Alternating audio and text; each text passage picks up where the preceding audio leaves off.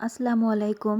আজকে আমি আপনাদের সাথে একটি ভর্তার রেসিপি শেয়ার করব, যেটার জন্য আমার লাগবে হচ্ছে তেলাপিয়া মাছ। আমি এখানে একটি তেলাপিয়া মাছের লেজ নিয়ে নিয়েছি। আপনারা চাইলে লেজের পরিবর্তে মাছও নিতে পারেন। আর নিয়েছি পেঁয়াজ, কয়েক কোয়া রসুন, শুকনা মরিচ, কাঁচা মরিচ, ধনিয়া পাতা, আলু আর ফুলকপি। ভর্তা তৈরির জন্য প্রথমে আমি মাছটি লবণ হলুদে মাখিয়ে রেখেছি। এটাকে এখন তেলে ভেজে নিতে হবে। মাছটিকে খুব সুন্দরভাবে লাল লাল করে ভেজে নিতে হবে, ভিতরে যেন একটু কাঁচা না থাকে। আর এরপর আমি ওই তেলের মধ্যেই শুকনা মরিচ দিয়ে দিচ্ছি, তার সাথে কয়েক টুকরো রসুন আর পেঁয়াজও দিয়ে দিচ্ছি।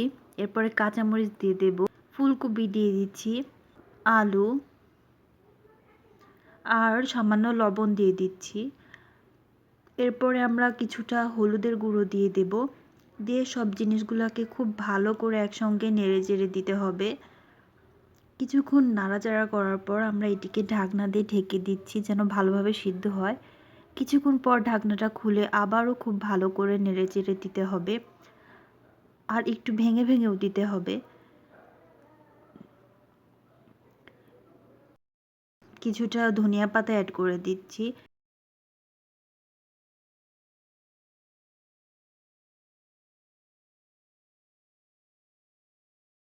এই তো আমাদের সব কিছু ভাজা খুব সুন্দরভাবে হয়ে গেছে, খুব সুন্দরভাবে সব কিছু সেদ্ধ হয়ে গেছে। আর এদিকে আমরা যে মাছটি ভেজে নিয়েছি সেটা আমি এদিকে বেছে নিচ্ছি, কারণ কাঁটা সহকারে তো আর বাটা যাবে না। এই জন্য, যেহেতু এটা বড় মাছ আর তেলাপিয়া মাছে কাঁটা খুব কম থাকে, সেই কারণে বাছতে তেমন কোনো ঝামেলা হয় না।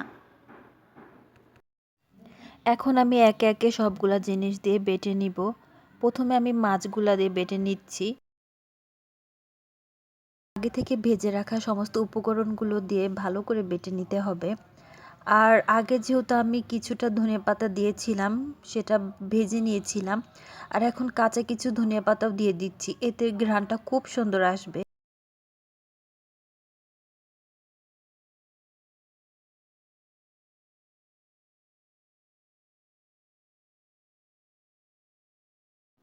সবগুলো উপকরণ একসাথে বেটে নেওয়ার পর এখন একটু লেবুর রস মিশিয়ে দিচ্ছি।